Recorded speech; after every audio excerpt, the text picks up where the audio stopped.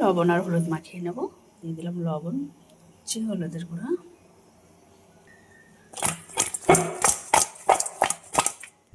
তেলটা কড়াই দিয়ে দিয়েছি। তেলটা আমার গরম হয়ে গেছে।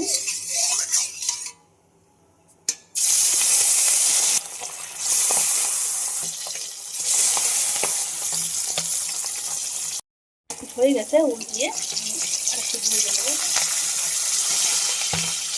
বাবা,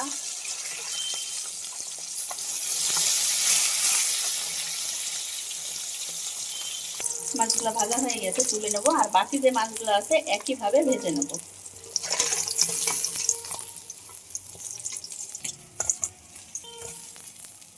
তা হয়ে গেছে, আমি বেগুনগুলোকে ভেজে নেব। লবণ দেবো না, হালকা একটু হলুদ দিয়ে ভেজে নেব।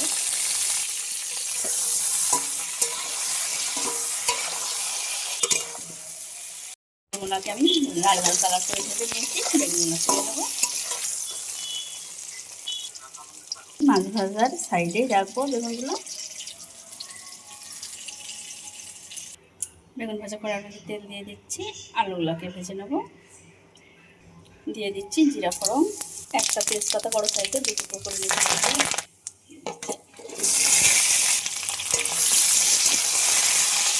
দিয়ে দিচ্ছি পরিমাণ মতো লবণ।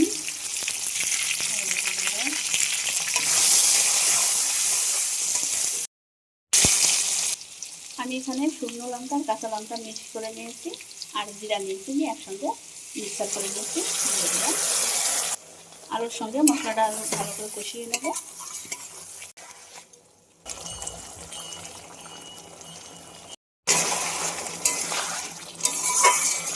মশলার সঙ্গে ভালো করে আলুটা কষানো হয়ে গেছে।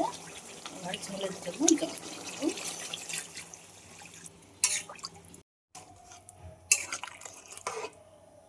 ঝোলের জলটা ফুটে গেছে। আমি এবার মাছ ভাজা আর বেগুন ভাজা একসঙ্গে দিয়ে দিচ্ছি।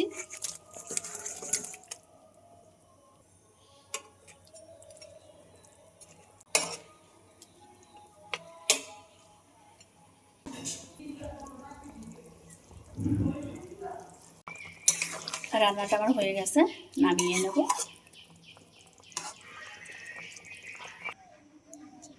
বাটা মাছের তরকারিটা এভাবে বানিয়ে নিয়েছি আমার মিষ্টি বন্ধুরা। দেখো কত সুন্দর কালার এসছে না।